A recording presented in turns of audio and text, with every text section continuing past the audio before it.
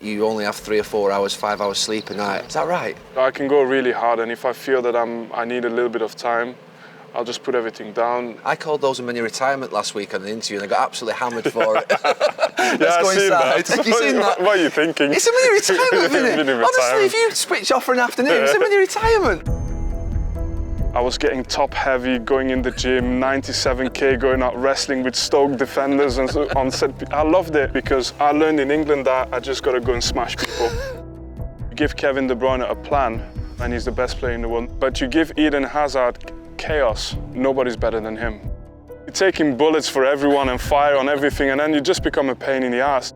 That battle you had with Liverpool for 3 or 4 years. Yeah, it was unbelievable. Do you think that was the team that Pep found most difficult to beat as well? For sure. You've ignored every bit of advice you've been given as a manager.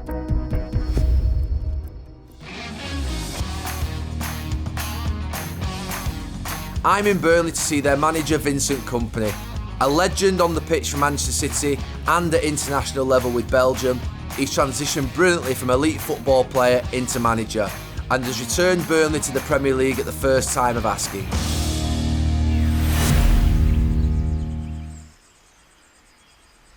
Vincent, welcome to the Overlap. We're at Burnley's training ground and we're in the middle of summer, but you've got them back quite early. Yeah, get as much time as we can with the players on the pitch. Yeah. Anyway, I want to take you back to the very beginning, Vincent. I was really fascinated to read about your mum and the fact that she was a union worker. You called her socialist, borderline communist. Yeah. How was that in your upbringing, and how does it inform who you are now and what you do now? No, she was a firecracker. She was opinionated. She was strong. She had a voice for women. She had a voice for. Obviously, she was blonde with blue hair and blonde with blue eyes, and no, but she. And she had children who were black, so that was really difficult in especially a lot of the areas where we went into. And but the biggest thing that I had for my mom is, she was working for the government agency for employment, and she had all the statistics at hand. Of course, that's what they had. And the first thing she said, look, based on the color of your skin and the same qualifications, it will be twice as difficult for you to get the same job as anyone you're studying with at school now. And I was thinking, why? Even if I do the same and the same work, he said, yeah, this is statistics that's proven that it's twice as hard. She never said that this is a defeat. It's going to make you stronger, it's going to make you better. And we kept that. I think you're meeting me now, but if you meet my sister and my brother, we're similar in that sense. Was she always unionised and felt that way, or was it because of the inequality that she'd experienced and what she'd seen? It's a good question. She came from a little village in the middle of nowhere in Belgium, and she was at school in the 60s, and I think she was borderline hippie in those days. But she was a clever woman, she was a smart woman, and she was working for herself, and we had both parents working as well. So we had a very well-balanced family home, despite that we lived in an area where it wasn't easy. And your father is an amazing story. He was the first ever black mayor in Belgium. Yeah. Tell us about that. Are you going to go into politics, by the way? No, I'm not going into politics. Not at all. I like to say too much what I think, and I don't think you can do that in politics. No, look, my dad was, first of all, he came over as a political refugee. He was part of the protests against the regime of Mobutu, so, where you throw a rock and you get shot at type of thing. And he was put in a camp, like a punishment camp for students that were against the regime. And he found a way to flee to Belgium, was a cab driver, did his studies, and then came my mother, came the children, and that's a little bit of his story. Then he was a teacher for a long time and worked for DHL as well, and then at the very end he was an inventor as well. Okay, of what? Well, wind turbines that rotate in a different way and create oxygen for lakes and stuff that, when they're stuck in the summer and it starts polluting. And then from there he went into politics and became the first black mayor in Belgium. Is that where do you think, obviously you're renowned and regarded by all as being one of the great leaders, and even in sort of the last 5-6 years, people say quite often they don't make players like that anymore, they don't make leaders like that. You're often referenced as the last leader of traditional type. Does that come from your upbringing and your sort of parents and the speaking out and the leading people? There's obviously more leaders and new leaders coming, of course, always. But you feel like the last of sort of that generation where you were sort of holding a team together. You felt like that at City sometimes. I don't know. I think as well, even in my leadership, I got better with age, with time. Would I say I was a great captain when I was a captain at the beginning? No. Would I say I was a better captain at the end? Yes, but it's more the process of, because power is something toxic, right? Yeah. You can have that feeling, especially in the down period when I was becoming a big player and very successful. In the down periods, I've realized, because I've had then the injuries after that, the bad seasons after that, and I realized that, power is very fragile, and it turns, and when it turns, it's more violent than anything else. So I kind of learned to become much, much more humble as well, even being a captain. Just try and put a team before yourself. I think that's already a fantastic captain. Yeah. So difficult to do in football. Yeah. And I started being more calm as well, letting others come with the ideas rather than imposing everything on. And then people start asking you, and then that's the best dynamic. People going to you and say, what do you want us to do? What do you think we should do? And time helped a lot with this, but, you could say you're born a leader, which is you're born with a personality to say what you think, but that doesn't make you a good leader from the start. Did that come from your parents, though, in that sort of political background that they have? Or do you think it's just something that came at City, just naturally happened? No, I think it's something in the family. We were always told to say what we thought and to speak up for our minds and to say it in a respectful manner. And I think it just happens naturally where you want to help. Yeah. And you want to help, and you want to help, and in the end you become a bigger and bigger voice. But the leadership thing is something that's very difficult. I've read books about it. I've sat in workshops where people want to discuss leadership, and the only thing I can say is, like, you can't force it, you can't fake it. It just you need to grow into it sometimes. Have you got an example at City when you were captain in those maybe early days where you felt a little bit out of your comfort zone as a captain or as a leader, or a moment where you feel you came of age, a moment where you thought, right, I feel like I belong as the captain now? Because when you first put the armband on, you're looking for some credibility from your teammates. You wonder sometimes whether your teammates want you to be captain. There might be others in the dressing room that want to be captain as well, maybe. Yeah, I think the biggest thing is when you become a captain, it's the perception, but in reality it means nothing. You have to be a leader without having the armband. That's leadership. But in the beginning, you start thinking it means more than that. You start thinking of yourself as a symbol and all this kind of stuff. And it's definitely not the right way to go about it. But I would think the captain, right, you got to sort everything out. So a player comes to me, it could be anyone, and has a little bit of a moan of the fact that, why we're training at 10 o'clock instead of, 10:30. And I'm going to the manager and say, the players think we've got to train at 10 o'clock. And you're taking bullets for everyone and fire on everything, and then you just become a pain in the ass. And with time, you realize that sometimes just waiting will give you the right answer. And then when you've decided that you are going to speak up about something, you'll have more value. It means something. Yeah, it means something. And the thing is, though, always speak up if you thought about it and you think it's the right thing to do. Yeah. But you got to give yourself the time to think about it. Yeah. Yeah. Who was the most challenging manager that you worked under as a captain when you were at City? Obviously, you worked under 3. The challenge, and it was a very good man, was with Pellegrini, but he had this idea that the captain needs to always run at the front. And he needs to always be available, always play. So obviously I had a lot of injury problems. Right. And I needed to be managed at times. Sometimes I had to get kept back. But in the gym I was training like a lunatic, but no one would see that. Yeah. And that really, for my body, it was just not something I was able to do, and I felt like, well, just because in his head this is how you have to be a captain, that's already set me back a little bit. So you didn't adapt to your sort of physical circumstances at that time? No, but I get it. So where he's from, a bit South American and stuff, you're there all the time, you go, and whether you got a broken leg and you keep going. And this was my nature as well, but it was the reason why I wasn't playing as much. Yeah. It's because I did all that when I was younger. Yeah. I had all the scars and all the things of battle, and it just catches up with you at times. And I was just, I was not able to be that guy at least. But it doesn't mean that I didn't do my role, of course, for the team. You came as a midfielder to City. Yeah. I'm smiling as well because I remember I was a midfielder as well. So I remember it, but I forgot it. And then obviously I was reading up in the last few days before I came to interview you, and Mark Hughes bought you as a midfield player, and you played 40 odd games that first season as a midfield player.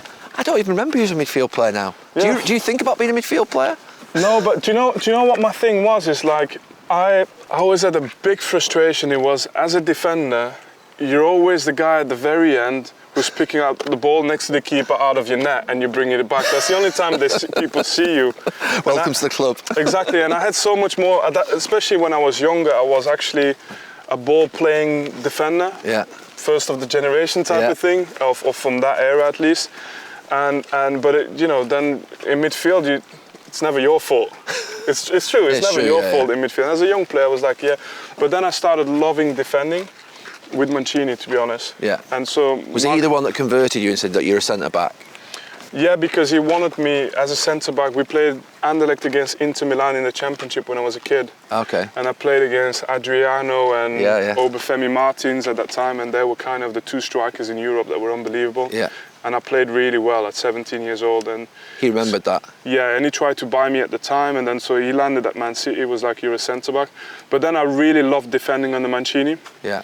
Because it was structure. So I was never on my own. I wasn't defending two strikers, one going to me and then passing the ball and then having to. I had the athleticism, especially when I was younger, and I loved defending 1v1. At just 2v1's too much. Yeah. But with Mancini, you were never underloaded. No. You always had guys, and then because I was a good talker, I was good at defending crosses. I was aggressive on any frontal balls, but then as well I was fast enough to But having people around me made me so much stronger. And then I felt like for the first time I could actually compete against the very best in the world. Yeah. Because as a defender, if you're on your own, you feel that a lot of players are much better than you are. Yeah. But when you have a good team around you, good shape, all of a sudden you feel like you could play against the best. And my strength was communicating, pulling people together and big challenges. And that came out even more, Did you have doubts about him in that first year? Never had doubts? You thought it would always come? Because he was right. I wanted it to be more aggressive. Yeah. So I started booting people in training. Did he like that or not? No, he didn't.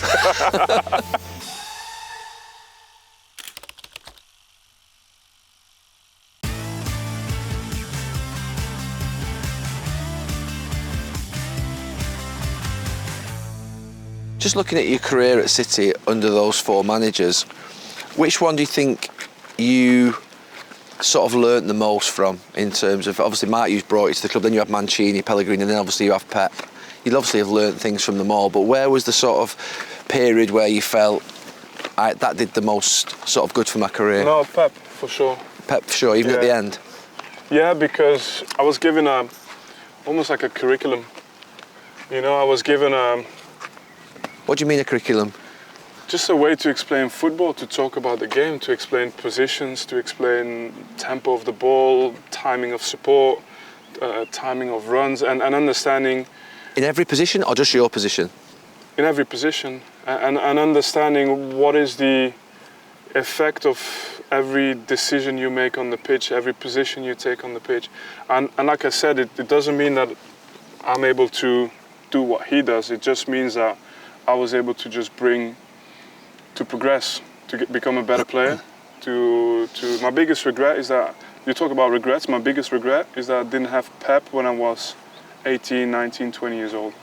Because the player that I was in that time, I had decent potential. You think he would have moved you into midfield and back into defence, and sort of like you're doing with John Stones now maybe back then? Yeah, definitely. Right back, left back, I could have done at that time. All of it, but obviously as you get older, you get a bit bigger, you get a bit stiffer. Injuries take a toll, and then a lot of my games, I was actually, I think as well, I could have been the best player with him when I was younger, but as well I could have had a fantastic career with a manager like, for example, Mourinho, because I was good in structured defences. I was good at doing my bit when the ball's around me, and as well making sure people are never getting out of position. So I was in the two extremes, really. Take me back to that curriculum statement in terms of sort of what does a Pep Guardiola training session look like for a centre-back? What sort of did he do? What's that curriculum mean? He just continued to keep repeating? But it's you will have heard all these things when you were a kid yourself as well. When you have the ball, make the pitch big. And when you don't have the ball, you make it. Yeah. And then the addition to that is why and how. you know, and so how is, for example, if your goalkeeper gets on the ball and you say, now you have the ball again, you make it big, you can either walk into position, jog into position, or sprint into position, but you sprint into position. So you want to make it big as quick as you can. Yeah. And if a player is under pressure, you give support to your teammate as soon as you can, because then you can find a free man and he has to then progress the ball. And these type of things where it's almost like becoming like a chess match. Was that every day that you would do those things? Yeah. But I don't think I'm saying anything No. new. It's probably more confirmation and how it works. But I think it's also how my mind processes things. Yeah. To me, that's very, very valuable. The same way I felt that if I had good information, I was able to, on the pitch, really, really translate it into something for a lot of people around me. Yeah. That was music to my ears, because, you know, obviously I understood the plan really quickly, and I didn't even need to be 100% fit to play well. Yeah. Because I could do what I needed to do because I had the picture in my head before. And I say this a lot, but, you know, they asked me the question at the time when Kevin De Bruyne and Eden Hazard were at their primes. And they said, who's the better player, Eden Hazard, Kevin De Bruyne? And I was like, they're two very different players. So you give Kevin De Bruyne a plan, which he's getting from Pep, and he can have the picture in his mind before he gets the ball, and he's the best player in the world. Nobody can do what he does, because he sees the picture before. He doesn't actually have to open his eyes. It's in his head. The patterns of what's going to happen. And then anything simple, because he does it so well, he's better than anybody else. Yeah. But you give Eden Hazard chaos, no organization, no structure, and nobody's better than him, other than maybe your Messis and stuff like this. But that's the level, right? Yeah. Because they weave their way, they find, they boom, they ride the challenge, they turn one way, pressure there, turn the other way. Next thing you know, he comes out of something with the ball, and then his next pass frees up someone because he's already attracted that many bodies around him. And that distinction of the game is maybe the best way to explain why, for me, that was such an important change. When you play out from the back and you split your centre-backs to those sort of positions that you do with Pep, the solutions that you have in front of you, are they all different patterns or different movements, or is there an element of freedom of, say, where Rodri would go, or where, when you played, obviously it would be Yaya or De Jong? Would you be given movements, or...? No, the positions are extremely structured, detailed, fixed. Yeah. Of course, you've got some great players. I remember with David Silva, we would come in sometimes on a Monday, and it's like, oh, see what David did there? Yeah, we've got to do that next time. Because he's that higher level that he has his own interpretation, and he will actually give you a solution that you didn't think of before. So you do go with your players. Yeah. But in terms of like all these things with build-up and stuff, I think a lot is being talked about it because of the dramatic if you concede a goal. Yeah. But as long as the net result is that you score more, it's always worth doing. And also the biggest thing is, like, when you look around, it's a mistake to think that build-up is just positions. A lot of people think it's positions. So you open the pitch and you're in position, centre-backs are there, and then it looks silly when you lose the ball, but it's about tempo of the ball, it's about spaces that you're trying to create ultimately further up the pitch to go and score, to create clear chances. We have always a higher value than if you lose the ball here, within a second and a half you can recover 6 bodies behind the ball. You know, and any good defensive team with 6 bodies, it's still difficult to go and score. And then before 3 seconds later, you've got the 11 back. Whereas once you get through over there, it's impossible to add people to come back. Yeah. You're through on goal and you go and score. And so the net result is more important, and the principles more than the positions. Did you find it challenging, all the things that you were being asked to do when Pep was there at the beginning? Did you feel like inspired by it? Inspired, but I was lucky. Well, lucky. I had a bad luck. I pulled my quad in the semi-final of the Champions League in Madrid. Okay. After 10 minutes. Yeah. And that was the last period of Pellegrini, and that was the moment Pep came in. Yeah. So the first 4 months with Pep, I was on the sidelines. So yeah. So I made sure that every single rehab session I had was never in conflict with the time. So they said to you, oh yeah, when the team goes out, you go in the gym, no chance. So you watch training? Yeah, I said when the team's out, I'm out. and I'll do whatever you want me to do. I'll do it after, I'll do it in the evening, I'll do it in the night, no matter what, but I'm out. And then when I saw the sessions from the team, I would position myself in those sessions on my own, and I would see the physio, and I was like, right, this cone goes there, that cone goes there, and I would set my own sessions up on my own for like 3 or 4 months. I would be in every meeting, every game, like I was taking everything in. Yeah. And so the moment where I came in, you were used to it. You yeah, felt that. I couldn't wait to execute it.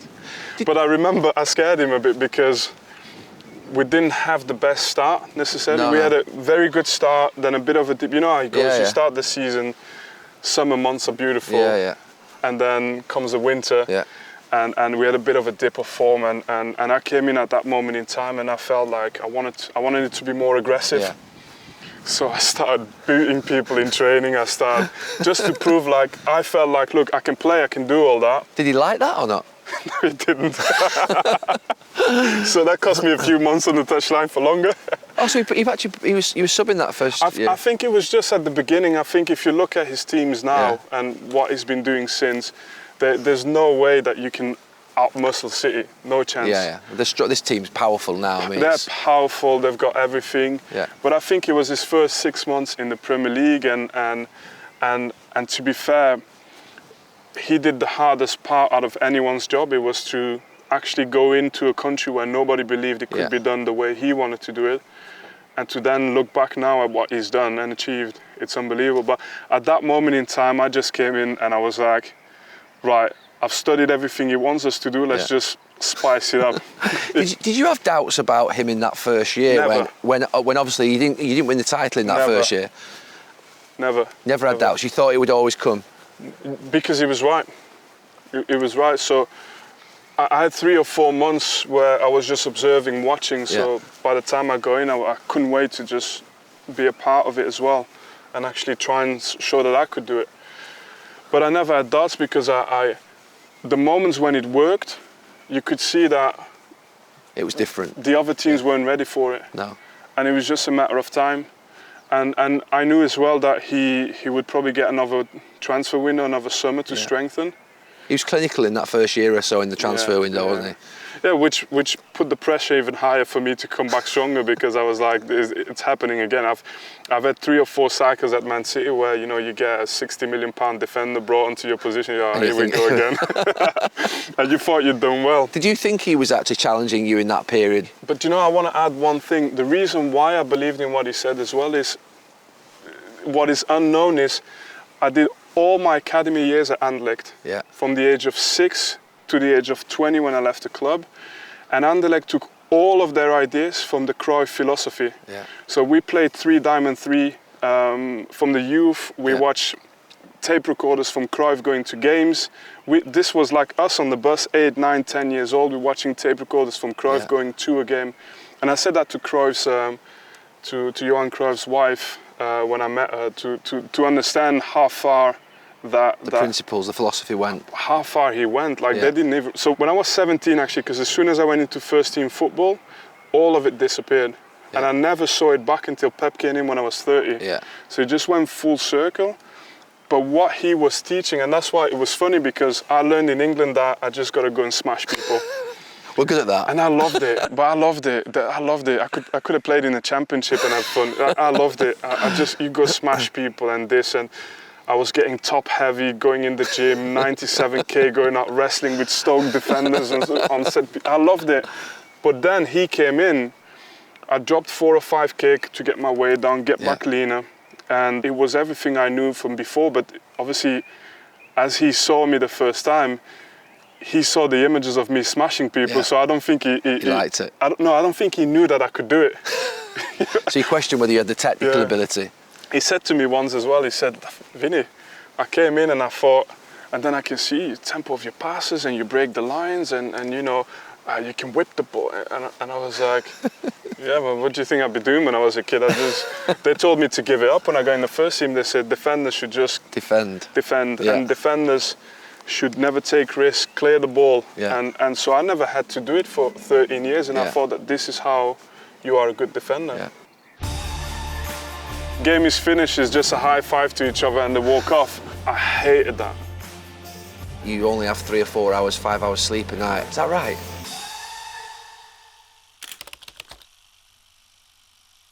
Hi everyone, I hope you're enjoying this episode. This is just a quick thank you to Sky Bet, our partners, for making this show happen. It's something I've wanted to do for a long, long time. Please subscribe, there's loads more episodes coming up and I hope you're enjoying it.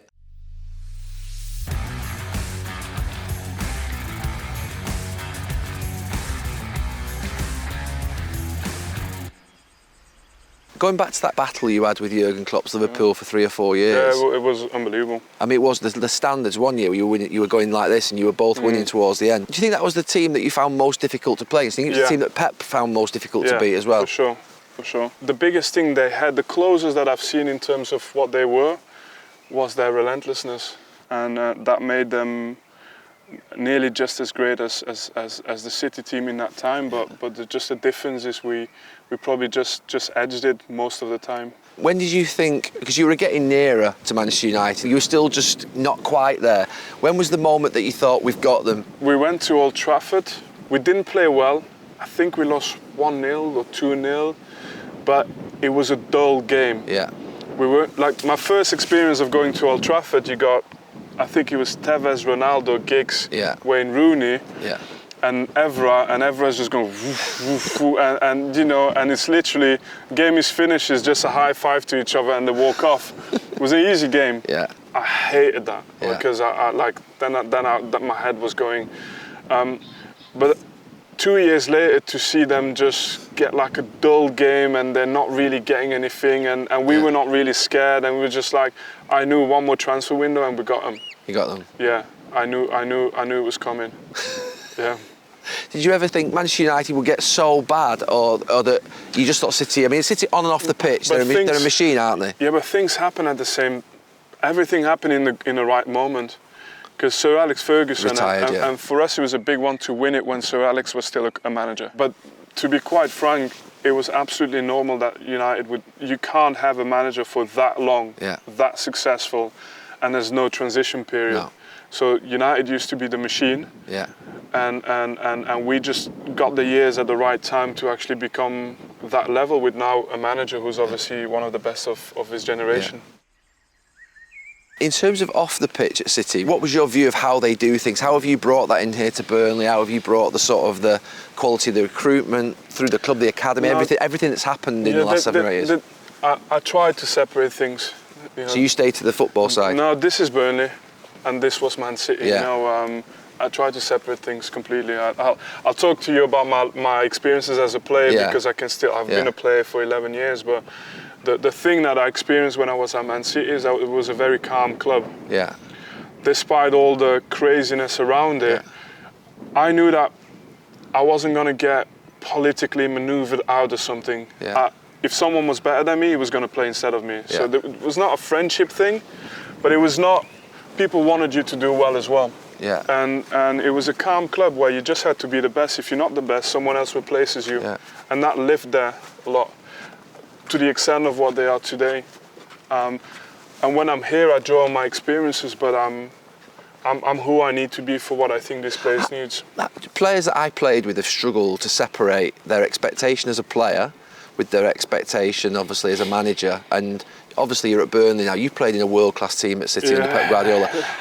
You've done great here at Burnley, but they're a different level of player than the one. How have you coped with the transition in terms of from a player that was there to a club now that's doing really well? How's that been? I know, but look, some struggle, don't they? Jack Grealish was a championship player not long ago. Yeah. You know, it's the journey you're on, you know, and I like the journey. Nobody can tell a player he's not good enough if he's got the talent and the desire. Yeah. You know, so there are players with us now who will go to the top level one day. Yeah. And I like the journey, and I like working with them and making them better. And then the other side of it is I never seen myself as a top player. Believe it or not, I never did. I probably would have. I saw myself as a top player when I was 17 to 20. Yeah. Mobile, fast, dribbling for the... You'd be surprised, honestly. I need to get some old videos out. You would. Honestly, step overs going to... Like, I remember I was going with wingers and I say, what trick are we doing before the game? You can't believe it, eh? I can't. So, do you know when they did Who is this player? Yeah. So I would go, and I'd have bets that I was going to be the one doing the trick. So you'd see me in the corner there, in the other half, by the way, doing tricks with my centre-back captain shouting at me, what are you doing? Completely ridiculous. But I was a pragmatic, I wanted to win, so I changed my game completely. Well, it sounds like it. Yeah, completely. But what I had is, when I snapped my Achilles tendon, I lost my speed. So you had to adapt and change then? Yeah, and I played with pain for like over a year. Yeah. And I remember going home and I say, I'm not going to be... So I had in my head, the reason why I studied and I did everything afterwards as well is because I felt at 24 I'm going to be done. I couldn't run anymore, and I was like... And then I had a manager who say, brilliant, great game. And why does he say great game? He said, you won every duel, and I was heading balls and I was smashing people. A player that I would have been disgusted about when I was younger. And he gave me a lot of praise for it, and the team won and the team did well. And all of a sudden I felt important. I said, you know what? If this is who I am now, I'll embrace it. So just all of this to say I was never seen myself as a great player since that moment, because I felt like, you know, I'm a team player now. And as a team player, you have a different mentality. I think my thing is like, I know what hard work can give you. I know hard work, because anything I've done, I don't feel it's been just a miracle. It's been, after that period of down period, it's just been a lot of hard work, and that's the recipe for my management as well. But I want to talk to you about management, obviously, when we go inside now, but a lot of people were shocked when you actually took the job at Burnley. You know, Vincent Kompany, this legend of a Premier League player, surely he wants a job in the Premier League. Why Burnley? First of all, you're never too big for anything in life, and then I will always have the best information at my disposal to make a decision for myself, so perception doesn't really matter. Tell you what, when I signed for Man City, my dad was like, what are you doing? Because Hamburg was like a Champions League club at the time. So what are you doing? You got 60,000 people there every game. It was an unbelievable stadium. It was a big city, big club. And you're going to go... this small club in Manchester. And I had a falling out with the chairman at Hamburg. I said, no, it's done. I'm going principal. And off I go to Man City. And I felt the Premier League was better for me. And, do you make instinctive decisions, or do you think you would not analyse things before? No, I analyse a lot. Analyse. So you analysed Burnley before you came here? Yeah. I analyse a lot. And when I can't convince myself that it's not a good decision, then I make the decision and I have no regrets. I saw Craig Bellamy before, very briefly, and he said that you only have 3 or 4 hours, 5 hours sleep a night, and you are here till you'll be here till 9, 10 o'clock tonight. Is that right? I work hard, but I don't know. But that, you know what I'm saying? I know managers are obsessed, but that just, you know. But I got a very good mechanism to pause if I need to. What's that mechanism? So now I can go 3 or 4 or 5 days, but if you go hard, then you have no regrets. No one can judge you for having an afternoon off, right? Yeah. So I can go really hard, and if I feel that I need a little bit of time, I'll just put everything down, and I'll have no bad feelings about just spending time doing whatever I want to do. I called those a mini retirement last week on an interview, and I got absolutely hammered for it. Let's go inside. Have you seen that? What are you thinking? It's a mini retirement, isn't it? Honestly, if you switch off for an afternoon, it's a mini retirement. When you've won stuff, especially the first time you won stuff, you never know who's coming back how. So you've ignored every bit of advice you've been given as a manager.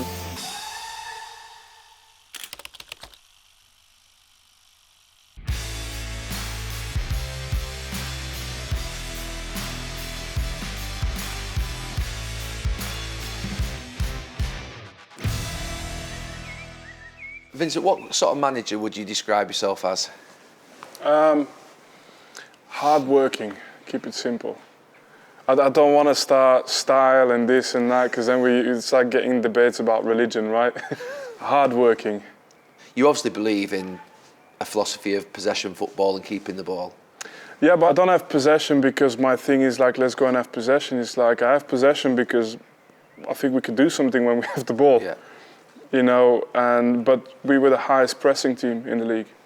We conceded the least amount of shots. We conceded the least amount of goals. Yeah. Conceded the least amount of corners. You know, all these things that and then we had a lot of possession, and then we had the most amount of goals. So, but that was our season, but it started from an idea to try and just be dangerous, score goals from every phase. And I measure my words because I know the Premier League will just humble you, but it's with Burnley, this is what we did in our division last year, and it's something I believe in as well. Do you gain some encouragement from the three teams that came up last year to the Premier League, all staying in the Premier League? Do you look at that and the patterns of how they played or what they've done? I haven't looked into it one bit. No, I know how they play. I know how, not only have I played in the Premier League, but I've also watched a lot of Premier League games, especially when we knew we were getting promoted. We're coming up now with a team that needs to maintain what made us good. And that's my only focus. And I know what the threats are in the Premier League. I know about the athleticism of players. I know about the speed in transitions. I know about the pressing of the teams. And I understand that. I've played in that league as well. Yeah. But my only concern is how to find, again, in a smart way, tools for us to have a bit of fun in that league as well. You had an unbelievable season last season. What are you most proud of? The group dynamics.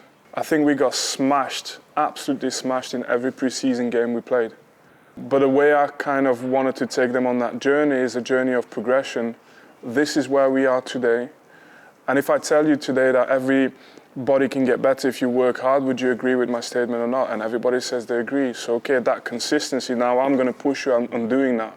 Because we might lose a lot of games now, but if we progress, we'll win a lot of games at the end. And all I do is hold them to those standards. And you've had a bad game, get on with it. Because in 3 days' time, we'll get another chance. Are you hard with them? I try to be honest with them. I always say as well that for me, the meeting room, it's a privilege when your name gets mentioned in the meeting room, in a debrief. Because in a group of 25, there's 15 other outfield players who haven't played. So it's a privilege. And even if it's a negative message or a critical message? It's a privilege. And what needs to be said in the meeting, for me, it's everything. Because if it gets said there, it's not just you learning, but it's everybody around you who prevents making the mistake the next time. And as well, I'm grateful for whatever's happened because we get to make another step. So for me, that's a really important. And everybody believes in that approach. Players before they sign, when they come to us, they know that I'm going to always be in their corner. They can make mistakes, they can miss a goal, they can miss a pass. But every single time we'll say, okay, this is where you have to be to score more goals. This is how you have to approach the situation to have more chances. Obviously you've won, so that helps instilling confidence and belief. But how do you instill belief? And also, you just mentioned there, accountability, players accepting mistakes, owning up to it, talking about them. How do you instill that?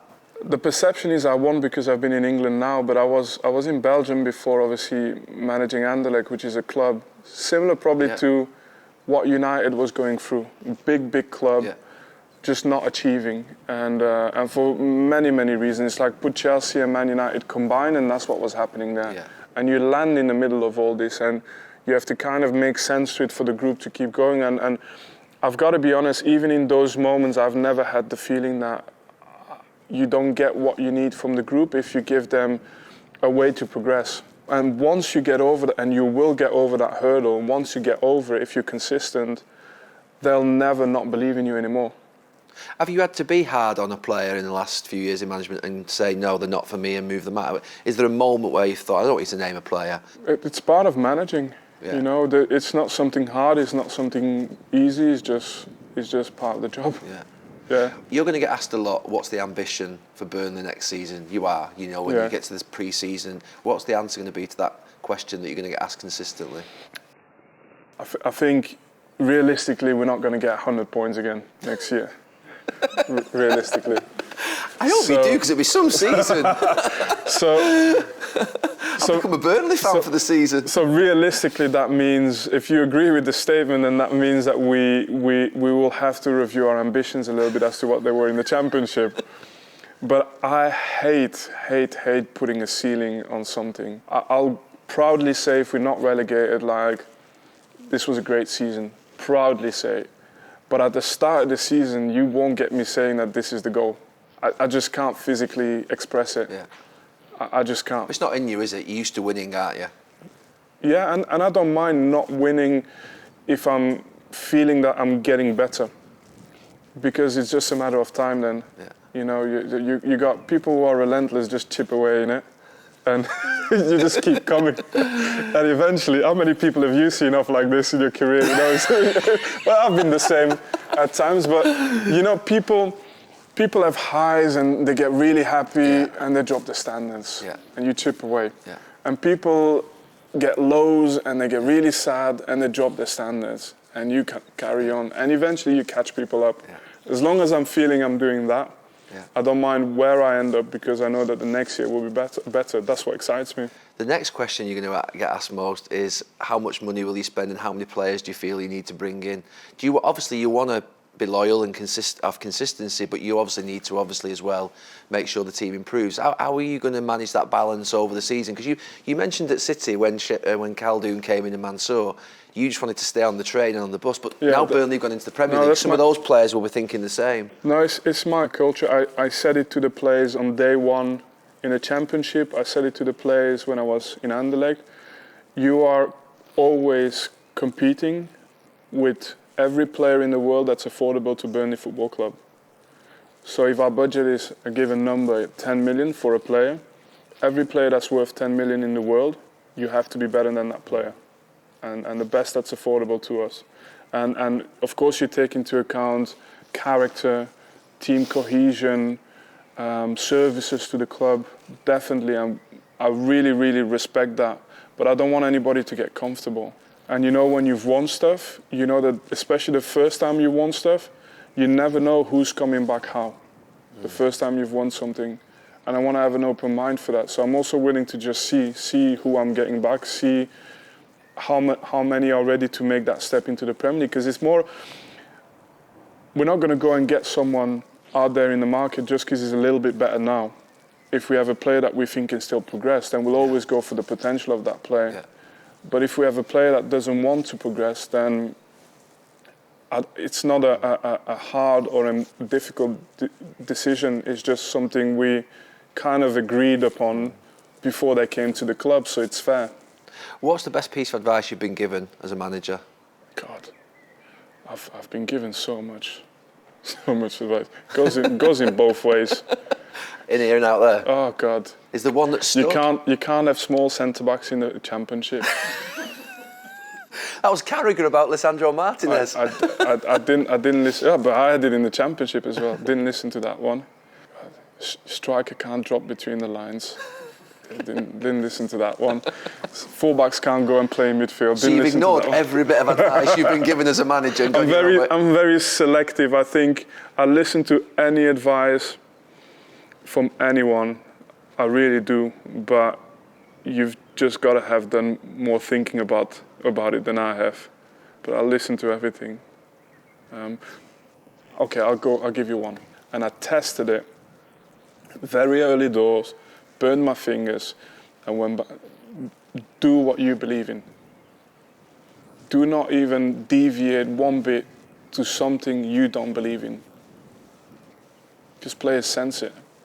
And you go home, and if you win, you say, how clever was I? But when you lose, it's a bad week. And they do smell that. Yeah, it's a long shower and a bad week. Yeah, because oof. Vincent, that's absolutely incredible, and you're going to be the first manager ever promoted from the Championship that's going to get 100 points in the Premier League. That's a statement.